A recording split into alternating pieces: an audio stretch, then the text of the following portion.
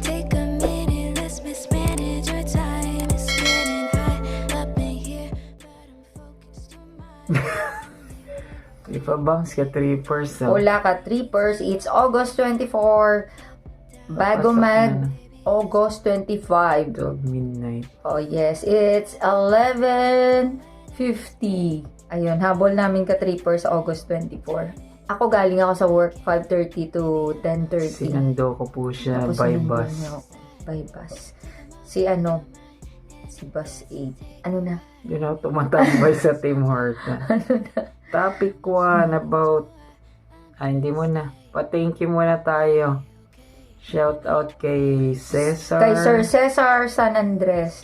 Thank you Sir Cesar sa comment niyo Napaka-sweet po. niyang message. Sige. Kinilig po siya. Basa. Chart. Mic test 1, 2, 3. Chika mo na, dali.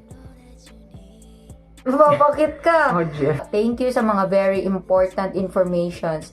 I'm sure marami ang matutulungan nyo. Wish you guys more blessings to come in the future. Just keep on praying. Just keep praying. God will help and guide you. Wow, ang sweet naman. Thank you so much po. Kung sino ka man, Cesar San Andres. Ang sweet mo, thank you. Thank you so much po. Hindi ko po ma-search yung FB nyo. Nakala ka. Nakala. Oo. Sino po kaya kayo? Makasit. Oo. Si Sir Whitehorse. Sir Kaibigan ni- Whitehorse sa Yukon, Sa Yukon, Canada. Thank you so much. Barkada raw ni Gilbert McFly. Opo. Sir Gilbert, Thank thank you. John Lawrence, hello din po. Sir Gilbert, ang comment mo dito ay may kasabay kang Pinoy student. Sir, meron po, marami. Yun pala, idea lang Sir Gilbert, sa tanong mo na rin at sa mga incoming students ng Business Management and Entrepreneurship. Flashback. Ito po pala yung library ni Hagong Queen. 11 a.m. sir. Exam namin 11 a.m. Later again, ka-trippers. Think ka-trippers yung exam niya yung mga classmate ko. Exam namin is combined. Group 1 and Group 2. Ayan. Ayan.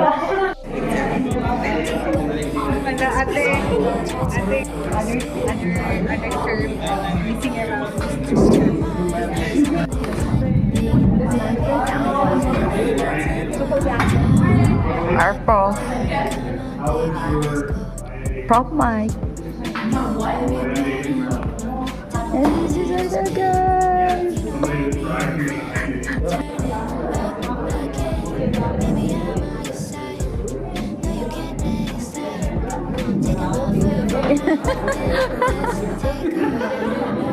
End of flashback. Dalawang batch po kami, hinati pa ko may sa Group 1 and Group 2. Ang Group 1 po, mostly domestic student yon. Yun yung dito talaga local student na mga citizen PR na college. Nakakasave po sila dyan dahil citizen at PR sila. Sample ka-trippers. Ako, kasi international student, ang program ko, ang tuition fee per sem is 9,000. Kung domestic student ka, PR ka, citizen dito, abot lang yun ng 2,500. So, napakalaki yung difference para sa international at domestic. So, sa domestic na yon, sample sila Sir Ivan, yon na Pilipino, mix doon sa domestic group 1. Pero dito po sa group 2, sabay po kami niya na, sa group 2, mostly international, ando doon yung mga Indian nationality, Canadian nationality, Colombian nationality, Filipino, yun po, Philippines. Ano po yun? Dahil kung anong nationality mo, barangay din. Siyempre, kung saan po kayo comfortable nakasama, yung nangyari. Oo, yung kababayan mo, Pero yun talagang kasama mo. Yung Pinoy, puro hindi, may mix din naman. Pero nagkakausap po kami. Yun nga lang po nagkakailangan ba, yung Dahil sa language barrier. shout out lang kala Carolina, Daniel, Audrey's, mga Colombian po yan. Tapos, si Madjot, Artie, Rajat, yan, yung mga namin, mga kasama naman doon na iba. Si Vad, si Muhammad, Mga yan yung mga classmate group, niyo po yan. mga ka-group ko. na mga mababait po. Sir Gilbert McFly, dalawa po yung group namin, marami po kami na international students and domestic students, mix yun. So, group 1 and group 2. Yun. Isa Thank you pang so bagong much. subscriber, yung kasama ko sa work at nag-share nung damit sa wife ko, si Oo, Ayana Mendoza. si Ma'am Ayana Mendoza. Taga And dito rin yan. hello po sa husband mo at sa baby. Husband niya, baby Opo, niya. yun. Thank you so Chef. much po sa pagbigay sa effort na paghatid niyo po dito. Oh, Winter chef Jam. yung husband niya na PR sa New Brunswick, then nag-decide sila rito sa Ottawa. Opo. Bait yan, Jeprox yan sa Ayana. Thank you sa iyo, saka sa family mo. Opo, thank you so much po. Tapos meron din Sino dito pa? si Sir Cesar San Andres. Sir Cesar. Believe ako sa teamwork niyo. Ingat lagi kayong dalawa. I'll include you guys to my daily prayers. Thank you so Wow, much po. Thank you so much, Hindi Sir pa- Cesar. Hindi pa po ako nag-update ng Napakabait niyo. comment dito. Ayun. Kasi may work siya, biglang tinawagan. Sunod-sunod po yung work ko from Friday, Saturday, and then tomorrow, mamaya po, merong another work po. Salamat. sa Ayun, Diyos. thank you so much. Sunod-sunod. Then, Swerte ayun, kasi si, pagka ano. si Sir Weng Mabansag, tatawagin ko siyang Weng kasi lalaki yung sa profile picture niya. Tapos, White Horse Represent, yun. Yan yung taga-Yukon. Opo. Sabi ni Sir Gilbert McFly sa doon inyo. sa Longfields, sabi niya parang nasa Pinas. Oo, totoo. Parang lumipat lang po kayo ng from Pinas to Canada, lumamig lang po. Hindi naman kayo talaga yung Bike din kasi yan sa BGC si McFly. Kababata ko po yan si Gilbert McFly, pero ang nickname niya ron si Bogs, pero Gilbert na lang. Follow niya na lang din, meron siya sa YouTube na guitar. gigitara siya. Basta type niya lang Gilbert McFly. Si Jong T. Jong. Sa reel naman yon. Si John Ray Lu yung ingat po. Tapos meron pong mga comment dyan sa na iba po. Hindi dito po kasi sa cellphone na to nagamit na camera. Sir Jong T, meron ka pala dito. Ano po bang secret to have a long-lasting relationship with our loved ones? Thanks in advance, Mr. Cupid. Love Radio podcast. Anin diretso mo sagot? Nandun Rules sagot ng- niya kasi, hindi ko pala rules ng na-understand to nang sabi niya. To have a long-lasting relationship with our loved ones.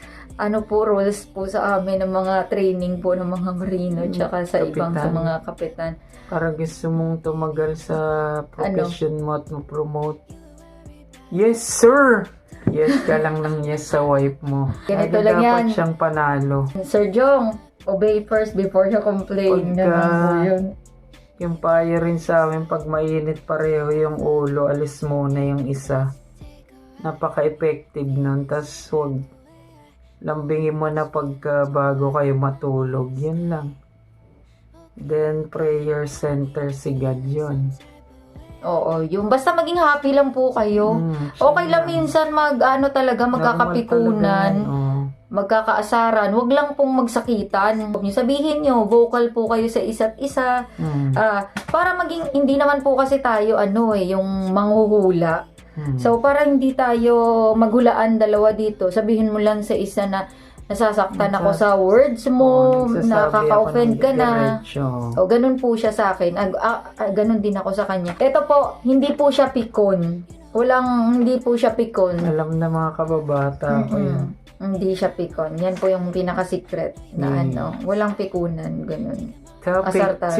2, UC Pass. What is UC Pass, man? So, maging happy lang po. Walang thank you sa mga new subscriber. Tapos meron po pala ako yung friend ko naman dito, si Ma'am Mitch Fernandez. Thank you okay. so much po. Kasi sabi niya sa akin, nasa ibang bansa ka na pala, napanood kong isang vlog mo, pwede magpaturo paano makarating dyan. Buti kasama mo na rin ang asawa mo, for sure hindi ka na malulungkot, sabi ni Ma'am Mitch Fernandez. Ito po si Ma'am Mitch Fernandez.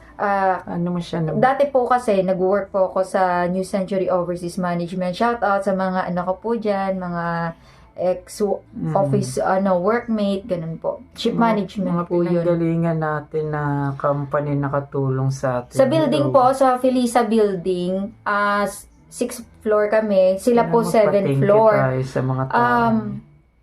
nag-work po siya dati sa Coco Life. Tapos, every time nasasakay kami ng bus, UV van, magkasabay po kami at kadaldalan ko po siya. Pero mas madaldal ako, syempre. Ganun. Mabait po to si Ma'am Mitch Fernandez. Ayun, hello po. Andito na po kami, ma'am, kasi ang mister ko ay hindi for life na magiging seaman. Yun pong pangarap ko sa kanya. Yes. Tapos, hindi po siya pwedeng maiwan kasi po kami ang last na post-secondary or diploma 2 years na program, 2 years course na inallow dito sa Canada starting January 2024. So, thankful po ako na na-cover po kami ng ng regulation na yon ni Canada na napasok pa rin po si open work permit para sa post-secondary. Kasi kung susunod po siya, IRCC. kung susunod pa po siya, sasampa siya ulit sa barko, ako mauuna dito sa Canada, yun po sana ang plano, ako mauuna dito, tapos siya continue pa rin sa barko. Parang naman po, yung hindi na practical, kaya nag-save po kaming dalawa para sabay na lang. Yung muna, higpit sunturon, adjustment period. So, sumabay na po siya papunta dito sa akin sa Canada nung April 11. So, yun, mag-plan po talaga kayo bago po kayo pumunta dito. Isi-send natin kay Ma'am Mitch. May isasama nyo pa rin po ka-trippers yung mga loved ones nyo, yung spouse or CLP, common law partner, BF, GF. Kung sino pong dineclare nyo po doon sa application nyo, yan pong may karapatan po dito pumunta sa Canada na relatives nyo. Especially yung siblings, parents, yun po yung yung priority. Basta yung course nyo, I think it's masteral. Ano yan? Ngayon po, mga masteral po at doctorate ang pwedeng isama na CLP spouse. Pero para sa post-secondary, say 2 years or 1 year na course or program, hindi po papayagan ni IRCC. So kami po yung batch na last na nakapasok. Thank you, Lord. Thank you, IRCC. Opo. At yun nag-approve sa amin here sa Canada. Oo, thank you so much God po bless. kasi nakalusot Thank you. kami. Pero thank you, Lord po talaga. Po ka-trippers, yung topic natin, number 1, Universal Transit Pass. Ito po yung ginagamit ng students, especially sa mga incoming students ngayon dito sa Algonquin College. Before ka-trippers, ang U-Pass namin, yung color blue. Lagay ko na lang dyan sa sa screen. Ngayon, unified na po. Ginawa na lang po yung college ID at the same time, yun na rin po yung Universal Transit Pass. Ginagamit po yun pang top doon sa bus. Before po kasi, may mga ibang personality na ginagamit po sa bus kahit hindi po sila student. Sa OC Transport, meron dyan na biglang pinapaakyat na nag-i-inspect kung nagbabayad talaga, kung may mga card talaga yung sumasakay. Napansin na yon na ginagawa ng estudyante. Ibang lahi, hindi naman malalaman nyo na lang pagpunta nyo. Na-trace, kaya yan na ginawa sa inyo, di ba? Ang college ID namin, yun na rin po yung U-Pass namin. So, sa mga students, ang first nyo pong gagawin is, upload nyo po muna yung details nyo online. I-email po kayo ng college sa personal email nyo. Temporary yung nyo po, personal email. Ando doon yung student number nyo, yung photo, white background, and then yung other details, i-input nyo lang po doon sa link. Then, bibigyan kayo ng confirmation number. Yun po yung ipapakita nyo po doon sa school. Pupunta po kayo doon sa appointment date na binigay nyo. 15 minutes lang po yun ka-trippers ang binigay sa inyo na kukunin. So, kunwari, 8 a.m. to 8:15, 8:15 to 8:30. Pagkapili nyo po ng schedule, direct lang po kayo dun sa school. In person, kukunin nyo po yung ang ID. Pinakamatagal na po yun yung 5 minutes. Pagkalabas ng student number sa system nila, ipapasok lang nila yung blank ID and then ang machine ipiprint lalabas. Parang loyalty card po sa Pinas. Wow, height. Yun lang po.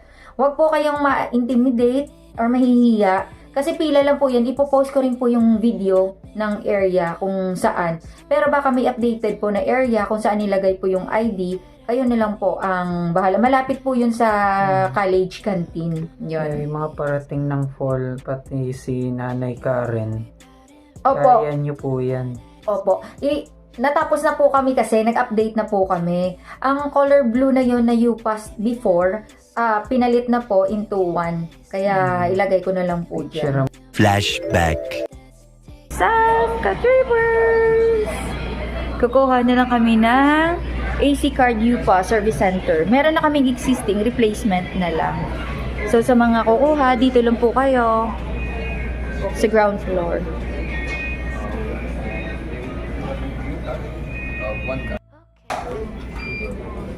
Replacement ng card.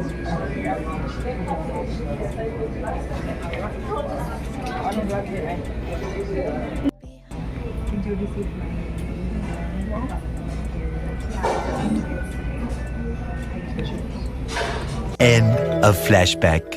Dito pala sa Rent Ka-Trippers, wag po kayo agad magko-compromise para sa 1-year rent unless na hindi nyo po nakikita pa yung place. Iba po sa video, sa photo, compare po sa actual. So, i-check nyo first yung house bago po kayo mag-compromise or magkaroon ng kontrata para sa 1 year. Kasi po, pag may mga changes at naka-deal na po kayo, naka-sign up na kayo for 1-year contract, nasa law na po yun. At ginagamit pa naman ang contract list Ka-Trippers para sa tax.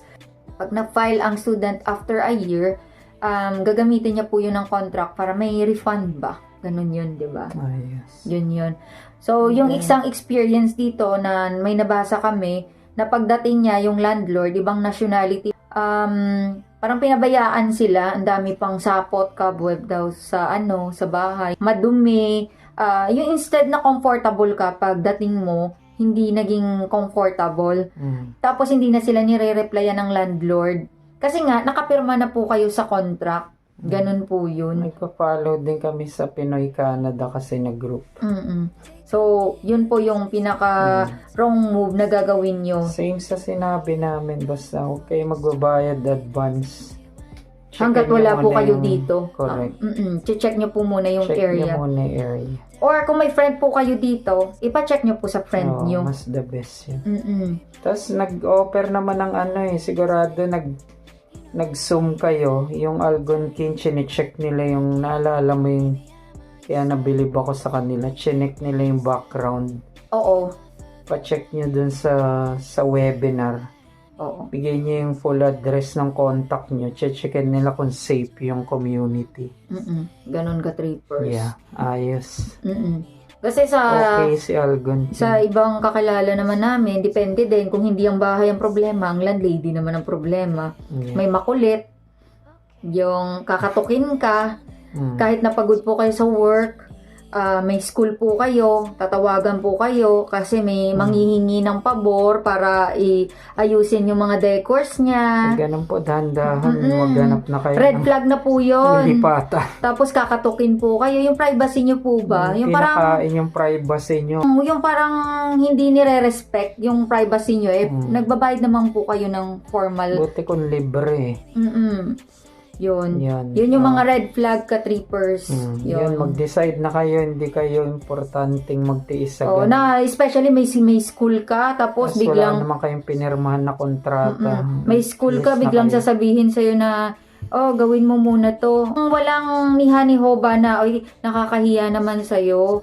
Baba na Priority tingin ang sa'yo. school mo. Pag hindi na lang yan important, Yeah. tulungan mo ako. Pero instead na magpa-thank you, talaga, may ganong landlady na makulit. As in, makulit talaga. Na, Yung nakita yung kabaitan, inabuso, iwas na kayo ron. basta red flag po yun, Ka-Trippers. Mahirap yung ganong, yung hindi niya nakikita yung kamalian niya. Na nag-a-adjust ka na sa kanila, pero hindi pa rin niya makikita. Pati classmate mo yan din ang complaint. Okay, Opo. last topic. Work, wag mag-resign Kasi dito, important yung Canadian experience ka-trippers. Na-mention ko yung last na sa video namin.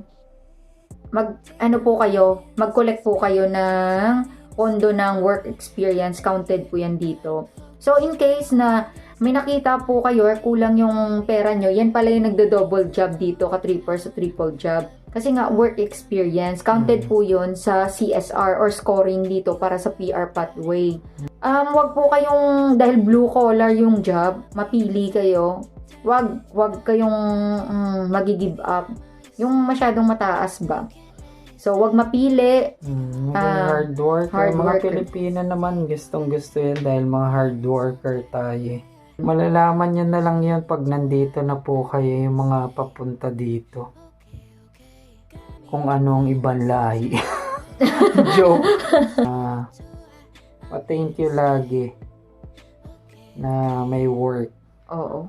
Kahit anong mangyari, thankful. Focus lang, focus. Kahit na, ka-trippers, Prayer. 0 or piso. Again, thank you so much. Ingat palagi. Enjoy watching, Enjoy ka-trippers, watching. babush!